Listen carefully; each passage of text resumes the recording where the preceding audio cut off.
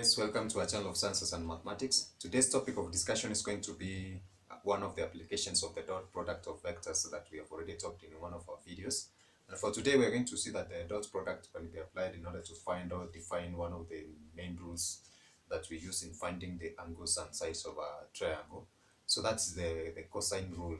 So we're going to use the concept of dot product of vectors in order to define the cosine rule, and then we'll go ahead maybe in one of our videos and to try to illustrate or maybe prove how we can be able to come up with the concept of the cosine rule.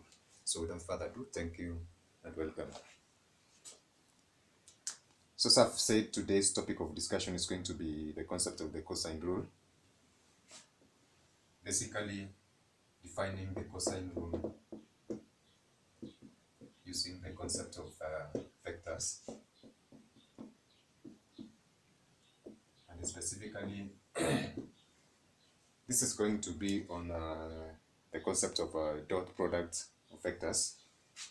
We are going to do that one using an illustration whereby we are going to use this specific triangle, which is made up of the sides. We can just name them A, B, and C. So therefore the sides are going to be opposite. So I name this side A, this side B, and this one C. So if we represent this triangle in terms of vectors, we can just be able to illustrate it using those specific vectors. So therefore we can be able to define one vector using the other vectors. And in this case, since we see the vectors are trying to meet at specific angles, then we can be able to refer this as angle theta. And then for A, this is going to be angle alpha. And then for B, this is going to be angle beta. Now I'm going to give a condition so that you are going to be able to maybe forget. If we are trying to name this angle theta, we can say that theta equals angle ACB or BCA. And we can see this, the C is the one that is central. So in case I mention angle C, then it's going to represent angle theta that I'm talking about. So respectively for this, in case I mention angle beta, it's going to represent angle ABC or angle CBA. So either ways, we can just name those angles in those specific direction. This is going to be angle B, and then this is for angle alpha. This is going to be angle CAB or angle ABC. No, this is CAB or BAC. So those specific letters in the middle can just roughly be used to represent the specific angles. And we are going to see that using this concept of vector, we can be able to define one of the main rules that is being used in order to find maybe the unknown angles or the sides of this specific triangle. Now to use this one, we'll just use the concept of trying to consider the difference of two vectors in this specific triangle, whereby we take, for instance, vector C is equals A minus B. So for addition and subtraction of vectors, I will presume that we understand how this specific rule works, whereby C is equals, C can be defined as AC plus CB.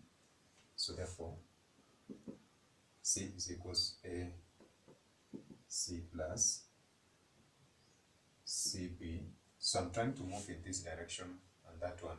So basically this one implies if I move in this AC, then I'm moving opposite B, and then plus CB, positive A. So this is the one that has been rearranged in order to get the concept that we're talking about over there. So therefore, if we define, we consider the difference of two vectors where C can be represented as A minus B as shown, we can be able to take the dot product of two vector of a vector for C, and they will have C dot C will be given as C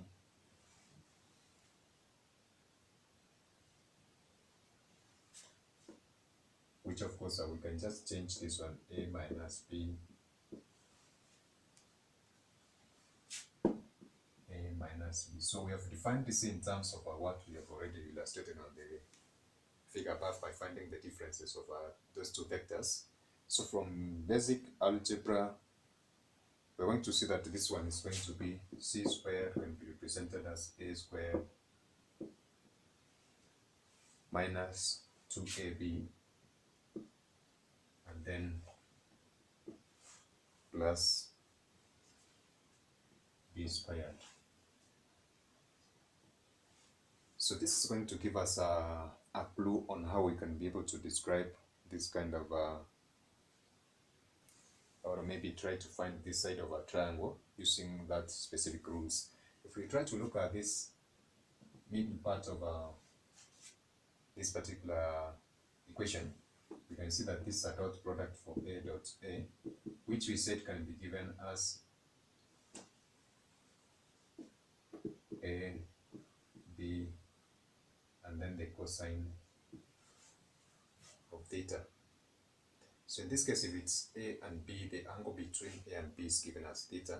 So therefore, we can apply this particular concept in this case in order to define how this formula can be used. So by applying this specific formula in this case, we're going to use the concept of a dot product in order to define this product of a C squared. So we're going to see that it's going to be represented as C squared, A squared, and then this is going to be minus 2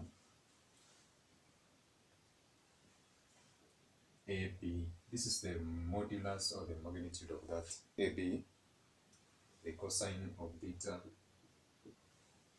therefore plus, now this B here which is B squared.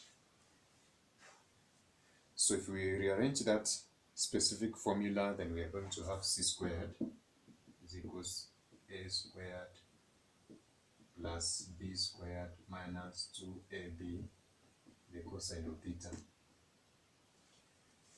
So the last part of what we have derived from this specific concept is what we call the cosine rule, that is being used to find either the angles between the two vectors or the sides of the triangle that we have listed on the board.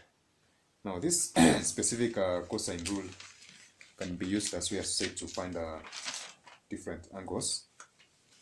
And in our next discussion, we are going to see on how we can be able to use some of the concepts like the Pythagoras theorem that we have already discussed in some of our videos, in trying to find out whether the cosine rule holds or not. So in that case, I'm not going to use an illustration because of we're going to discuss that one as a separate video. There are some of additional concepts that we need, of course, to put in this case in order for us to understand like the concept of Pythagoras theorem that I've already mentioned. So for that case, thank you. Bye. God bless.